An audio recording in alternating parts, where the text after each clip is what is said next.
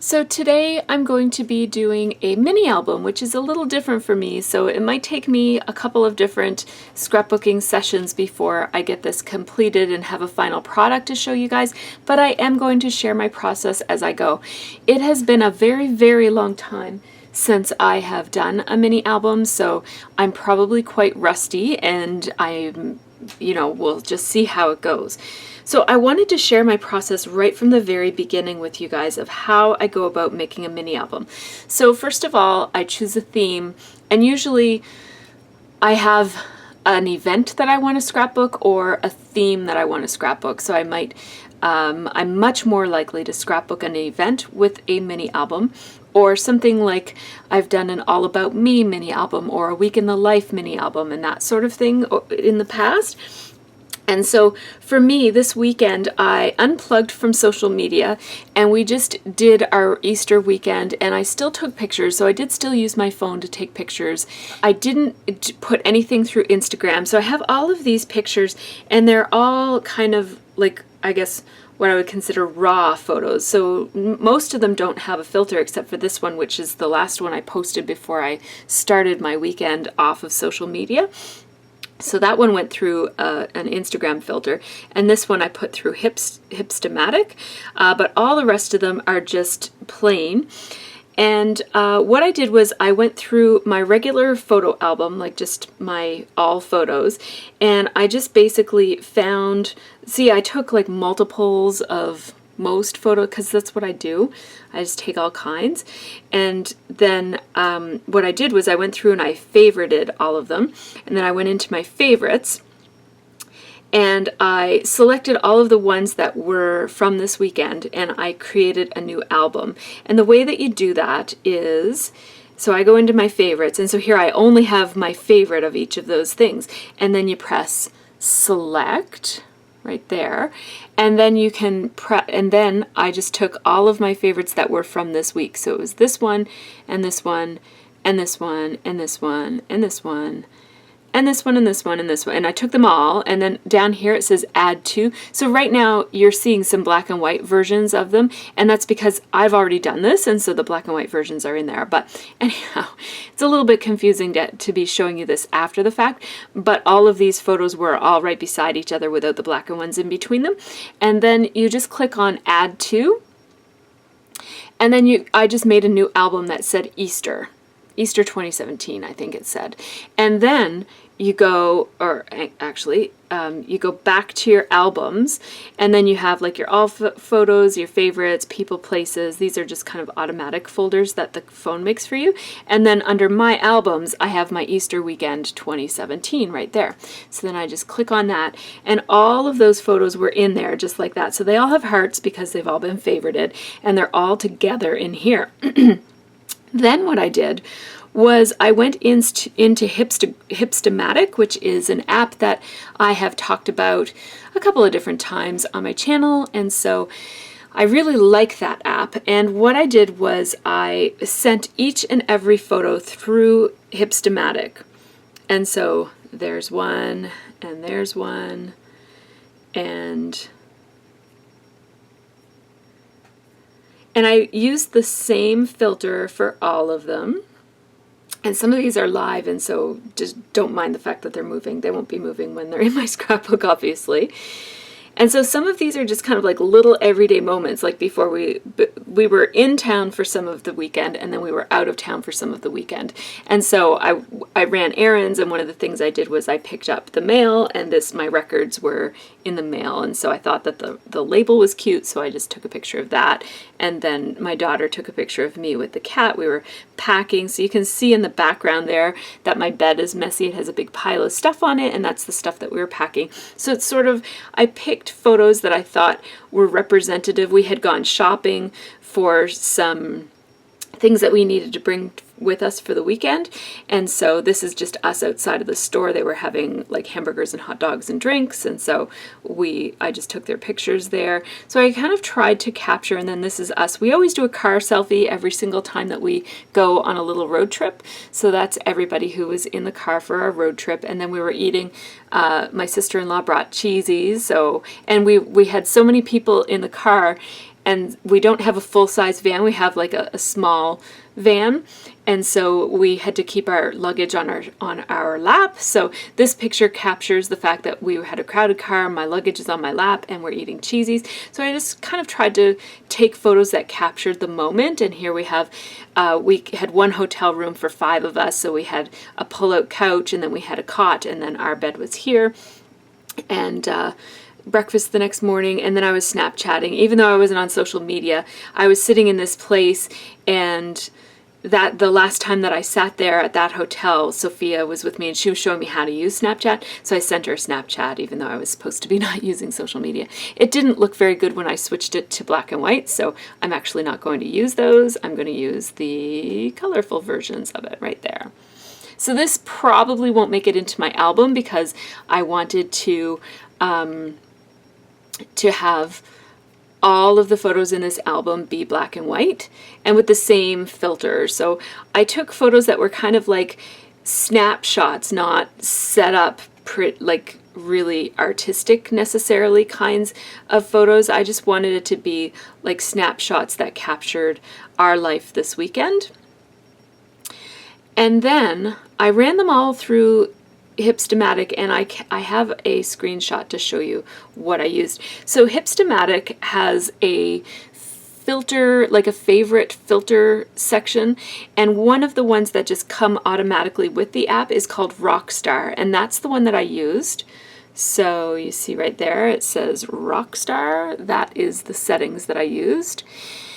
And if you're interested, if you can't find Rockstar, if it's not on your version of the app or whatever, it is the Madalena lens, the Black Keys XF film, and the Triple Crown at 44%. It also includes a little bit of bumped up exposure and added vibrancy and film graininess and a little tiny bit of vignetting on it. So I just screen capped the settings so that if you're interested in the filters that I used, that's what it is. It sounds more elaborate and complicated than it actually was. I just hit Rockstar on every one of them and saved it as a new image. And so I really like the high contrast black and white look that those photos gave you. And then I did a little bit of app stacking, which is app stacking is when you put a photo through one app, save it, and then bring it through another app and save it again. So you're kind of stacking effects.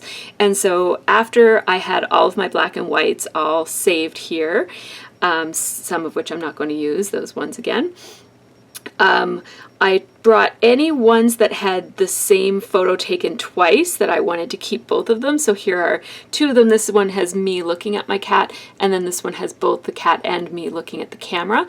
And so I wanted to use both of these, but I didn't necessarily want 2 photos. So I just used Diptych, which is an app that I often use to group together any pairs of photos. So there's that one with a funny face and one with a nice face, and then just kind of capturing the casual moment there by taking 2 different shots, and then again that one, and then that one as well, which won't make it into this album, but that's for another project that I'm probably going to scrapbook in my traveler's notebook. So that is how I set up for a mini album. So I end up with a lot more photos than what I'm probably going to use, but I am going to print up all of these black and white photos, except for these 2 that I've decided not to use. I'm going to print them all up using probably my Epson PictureMate Charm, although this would be a good time to use my big printer. I could print them all up with onto one sheet of large paper if I wanted to. I'm going to be using this album that I got at Crop and Create. This is a Doodle Bug album that was, I don't think you can buy it outside of Crop and Create because it was created for one of the projects that is included in their class. And so it has these sheets these acrylic pages, 7 pages including the cover and the back. So I'm going to use this as my main pages, and I do have 2 more of these, so I could, if I needed more pages, I could like combine 2 of them together. It also comes with these 2 binder rings that you can bind it together with, and if I were to double up my pages, I would probably need to use bigger binder rings, and I do have some larger ones in my stash. But the other thing that I could do is if I needed to add extra pages, I could use, instead of thick pieces of acetate like this, I could use thinner pieces of acetate like the overhead transparency paper that I have lots of. I could cut some of those to shape and then round the corners so that they're basically the same as these pages. They wouldn't have a tab on them.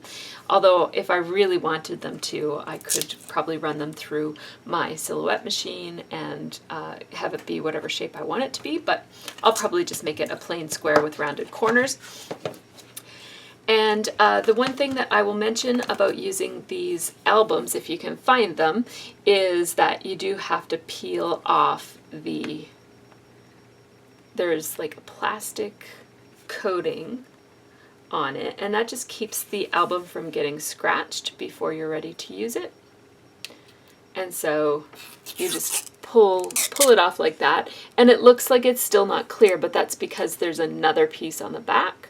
Once both pieces are pulled off, the acetate underneath is very clear. It's clear like glass. You can't even barely see it there.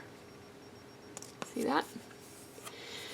So I'm just going to leave it on until I start working on this project, but I have some photo printing that I need to do, and then I'll come back and I'll share the process with you.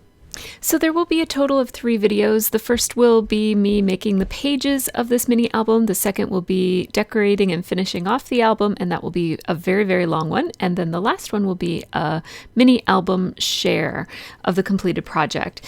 So what I'm doing here is I just went into my stash and I found these pieces of acetate that had white patterns on them. This first one is from...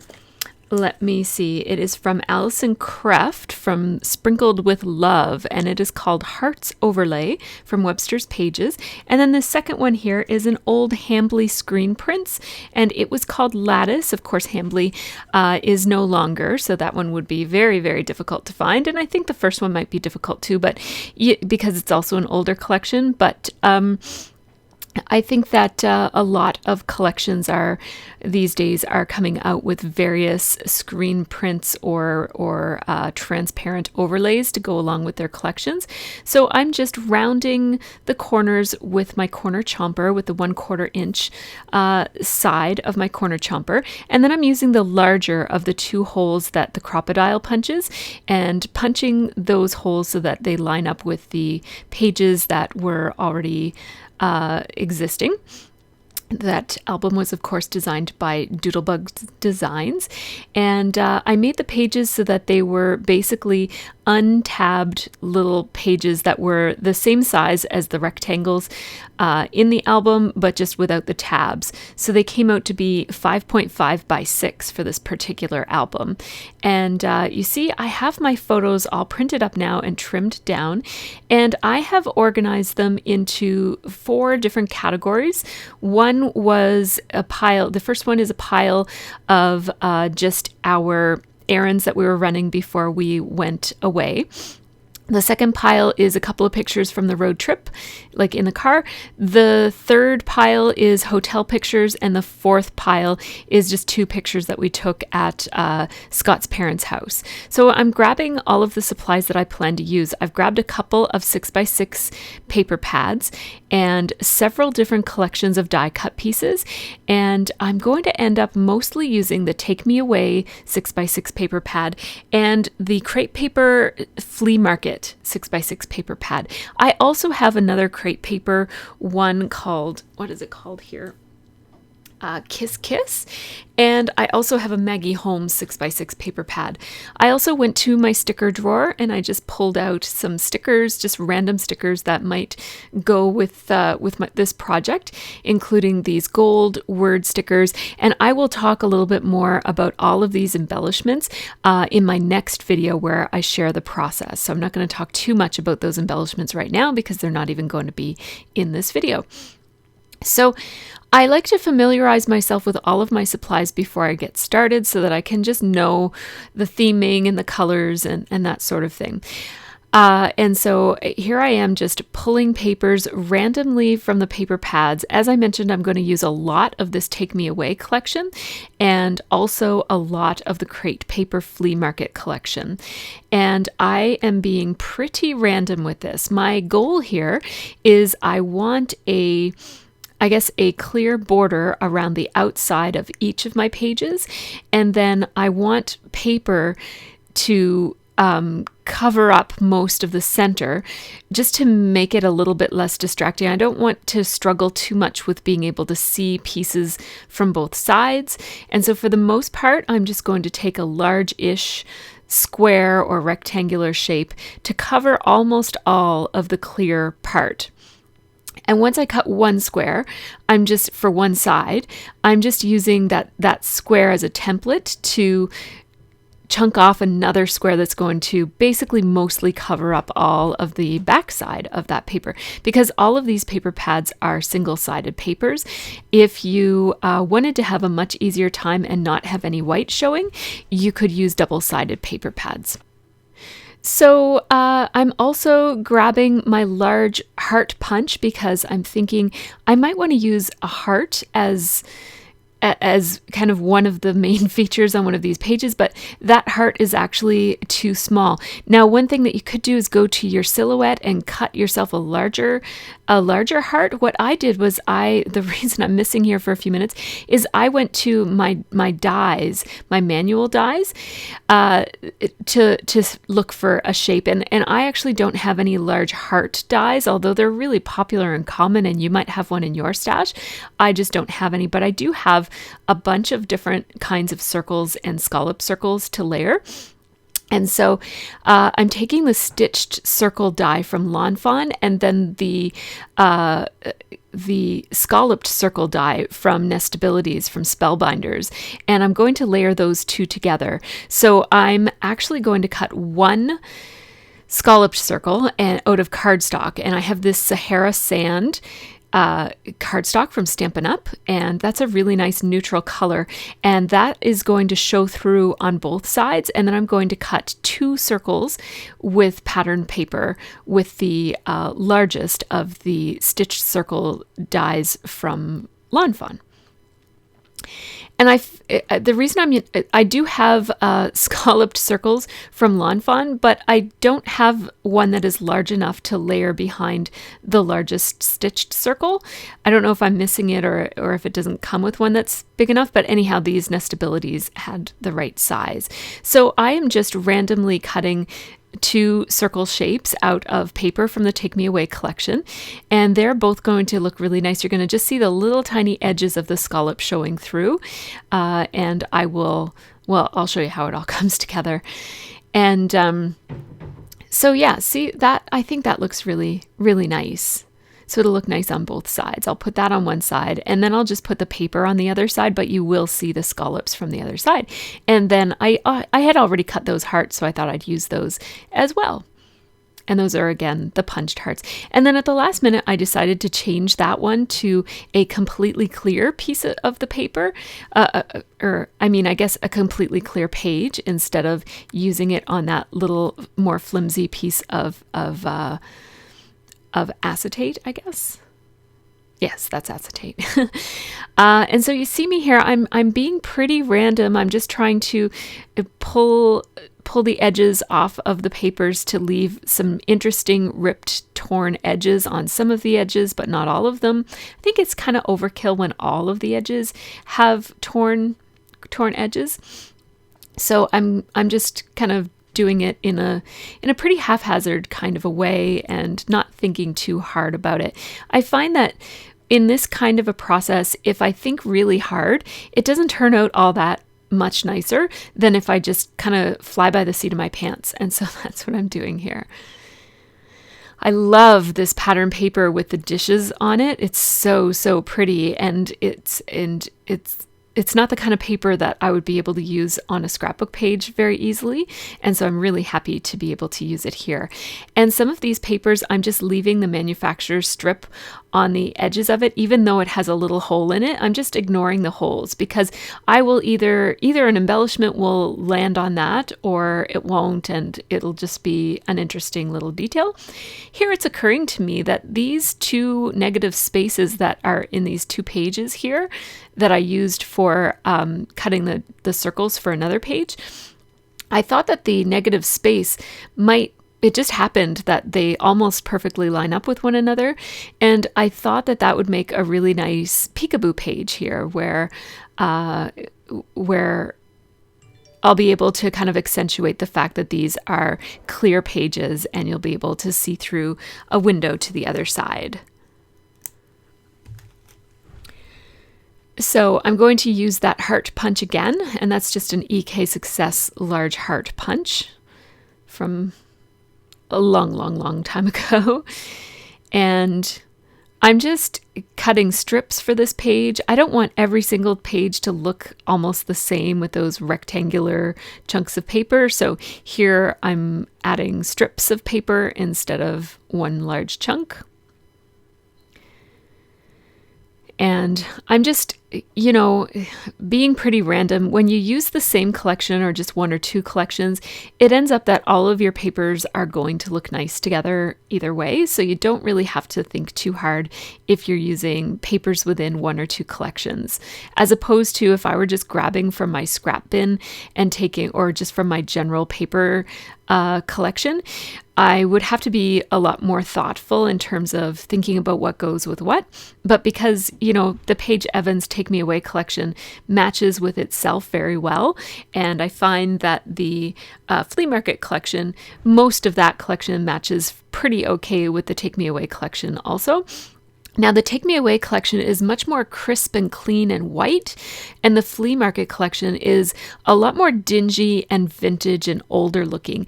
And so I'm trying to spread it out so that there's a little bit of each on each page, or so that not too, I don't want one page to be all Take Me Away with that crisp white, fresh feeling and no vintagey, creamish colors at all on it, because I don't want there to be a lot of contrast from page to page. I want this album to feel like it goes together.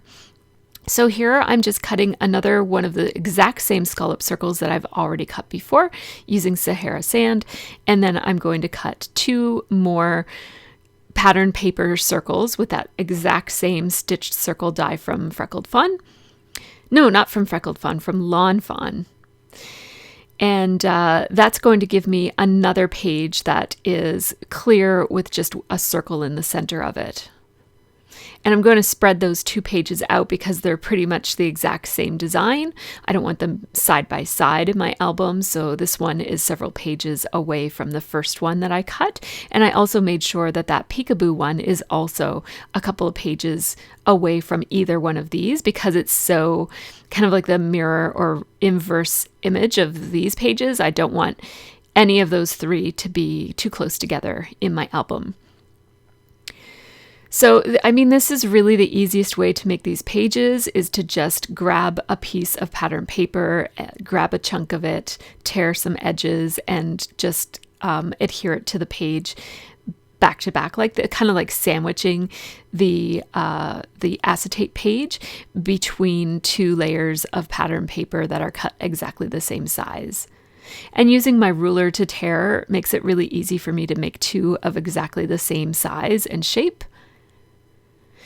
And so you see, sometimes I'm tearing off those little decorative strips on the tops of the pages, and sometimes I'm leaving them in place. They make a nice little interesting extra bit of interest. And, this is kind of my standard page, is a rectangular chunk in the center of the page And then I've got a couple of variations on that, either the strips or the circles or the peekaboo pages. Just to add a little bit of extra interest, I wouldn't want every single page to look exactly the same and have exactly the same design. I love this paper here. This is from the Take Me Away collection, and it has beautiful typography, or I guess like a brush script all over it. It's really nice. And whenever possible, I'm allowing little edges of the pattern paper to stick out in between the binding holes so that not every single page is an exact square. I want little bits of pieces of paper to stick out, even though it means that you will see some white, like some of the white back sides of some of the paper where it extends off the edge. But I think that the white will just look quite nice. I mean, it's not like white isn't nice. It makes a nice accent. And what I'm going to do to try to bring together all of the white and the fact that some of this paper has a white base and some of this paper has like a vintagey cream base is I'm going to put white stitching on every single one of these pages. And that is going to help really bring all of these different pages together and make it look like this album really coordinates and there's good flow from page to page. So I'm just making my title page now. I really like that triangular paper on the front of the album, and it's quite different than anything inside of the album, and I like my front page to just have a little bit more impact than some of my inside pages. So I'm just layering some strips of paper to put on the front page like that.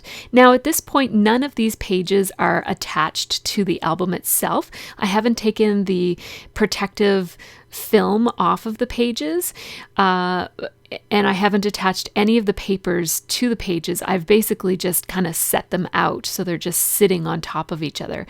Now I'm going through and I am attaching all of the paper to each other. And but I'm still not attaching it onto the acetate and onto the acrylic pages yet. So these pieces are still just kind of placed in the album. And anything that will be stuck to itself, I'm sticking to itself using my ATG. Now you'll notice that I am struggling a little bit with my ATG today. That is because I have a no-name refill in my ATG. I typically use the Scotch brand ATG refills. I love this page, by the way, with the green heart on it. It's one of my favorite pages. And so I had a bit of trouble with this particular no-name. I have used no-name refills before, but this is the first time that I have had this much trouble with my ATG. And all these years, people ask me, "What do you do when your ribbon is when your tape is coming off your ATG?" And I always say that never happens to me. Like, I don't even know what you guys are talking about. And yeah, now I know what you guys are talking about. I'm blaming it on the no-name ATG refill. Now you do save quite significantly when you use the no-name refills. So I don't know. I guess it's worth it. It is quite annoying. Like I said, I have used no name many other times and not had this trouble. So maybe, you know, if 1 in 10 of your no name refills ends up being a dud, I think it's still cheaper to get the no name refills. So I guess you can kind of decide for yourself. There's always a cost to everything, right? So if you're going to get the off brand, it's not going to be quite as high quality sometimes than if you get the brand stuff. So you can make your own decision about that. I have refilled my ATG since this, like mid-project, I had to change it. And the new refill, which is also the off-brand, like the no-name refill, is doing quite a bit better. So it could have been that I just had it threaded wrong, or I don't know. Anyhow, so as you see, I am now, I have run each of these pages through my sewing machine, and I cut that process out. I did videotape it, but I decided not to include it because this video is very long already, and the video after it is quite long as well. well. So I just thought you're going to see where I sewed at this point when I'm kind of assembling everything. You can see that I used a combination of straight stitches and zigzag stitches.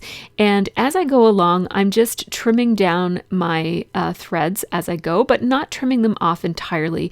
I want some threads to hang because I think it gives a real nice, whimsical, messy look, and I like the white of the thread. As I mentioned, I'm using the white thread to really tie together this album. See, I keep struggling with that ATG refill. I'm using quite a lot of adhesive to stick everything down. Because it's a mini album, it will be handled quite a lot more than a standard scrapbook page, which is in a page protector, and you basically just kind of flip through it and everything stays inside of a page protector. So as you see, I am with the acrylic pages, I am tearing off that clear film before I adhere each of my pieces of layered paper onto the pages. And of course, with the acetate, it doesn't have a film on it, so I don't have to do that. And I'm cutting some of the threads, but not all of them. I don't want it to be a big, tangly, yucky mess. And you see, you can still see some of the layers behind some of the pieces, but you can't see all that much of it. Just every once in a while, you can see a little bit of white peeking through from the other side. And I kind of like how that looks. And again, the white thread helps to tie all the white together and make sure that there's lots of white on each page, so that if there is a bit of white peeking through from the other side, it doesn't really stand out and grab your attention as, oh, there's all this white that is starkly different from everything else on the page, right? So by making sure that there's lots of white on every page, either through the thread or the white on the on the acetate pages, and whatever. See there, it was winding improperly. And see, look, I actually didn't rethread it properly. It's supposed to go around the rollers in a different way. So that's part of why I'm having trouble, is that it was kind of, the extra tape was winding up improperly inside of the thing, inside of the ATG. And then when I took it apart to fix it, I actually didn't wind the tape onto the rollers properly. But anyhow, I will figure that out. See here, I'm going to figure it out in a second, I think. So now these two pages don't overlap entirely perfectly, but that's okay. I like the little white edges showing. As I mentioned, white is one of the accent colors on this album, so it works that there are little bits of white showing every here and there. And these pages are so beautiful. I can't even explain. Like when you see the close-ups of the photos of this project, which will be at the end of the next video, not this video, I am so pleased with how this came out. It's so beautiful. I absolutely love this album. So make sure that if you don't want to check out the full process, which is over an hour long, the next video, do check out my flip through, like my project share video, and the photos that will be at the end of that one, because I'm really, really pleased with the way this one turned out. These products are just so beautiful that I often say that these sorts of things, they scrapbook themselves, right? Like, there I go. I'm fixing my tape now. Oops, I still didn't fix it. Look, I've opened that 3 times and still not noticed that it's not wrapped around the rollers properly. I'll notice it eventually. So here I'm deciding to just mix up the pages a little bit. I forget why. Yeah, I think I just didn't want the peekaboo page to be right next to one of the circle pages. I don't remember, but I did change the order of the pages there. Again, I'm using lots and lots of ATG because I want everything to stay in place. And I want this album to be able to handle a lot of handling. And I'm trying to keep those threads that hang off of the edges, I'm trying to keep them on the outside edges where the tabs are. And as I'm making this, I'm thinking about whether I'm going to want to put any tabs on the tabs or just leave the tabs plain. as I was making it, I really assumed that I would put like some type of paper tabs or labels or something onto the tabs just to emphasize the fact that those tabbed pages exist. But when I end up finishing this album, I changed my mind and I left all of the pages entirely clear, and I didn't put paper tabs on the acrylic tabs. And I actually really, really love how it looks. It gives this really subtle, beautiful detail to the pages that have the tabs. The tabs are just so subtle. I really, really love it. Oh, I'm struggling so much with that ATG. So there we go. I am almost finished, and all of this took place on a single day. It did take a really long time to make this album, and that's part of the reason why I don't do so many mini albums, is because it does take me a good long time to make them, but they're just so worth it. There you go. There, now I finally realized it was threaded wrong, and from now on it's actually going to work quite a bit better, but it's still not perfect because of the problem on the other where your already used up ATG tape is wound. There's a problem over there. Anyhow, I am going to keep on using my no-name refills, and I will do a video about my ATG as I kind of keep on using the no-name refills and talk about whether I think it's worth it to save some money by ordering those. And I'll talk a little bit about where you can get them and that sort of thing. So keep an eye out on my channel. But I kind of want to know what I'm talking about when I talk about that. So I'm just going to wait a little while. So those, that cling plastic that is stuck to the edges of this album is a little tricky to get off sometimes, but if you really persist and you basically have to find a little edge where it's already peeling, and then it's much easier to get off. So here's the album. I'm so pleased with it. So the structure of my mini album is done now, so I thought I would do a quick little flip through before I decorate it. I have some acrylic pages, and I really just very, very randomly filled the pages with some paper. Very randomly. I left some strings hanging, some of the threads. I put sewing on every single page, and I did leave a lot of the threads hanging. I can cut them off later if they feel like they're too much, but I thought I'd leave them on for the extra texture. It kind of balances off with the shininess, I think, anyways. We'll see.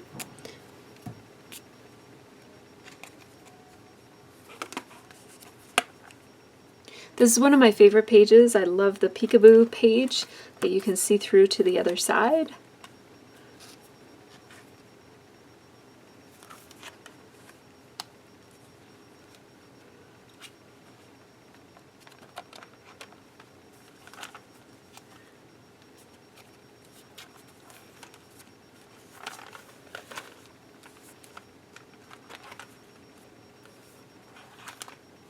And there we go. So now comes the fun part. Now I get to decorate and add my pictures and my stories and some embellishments.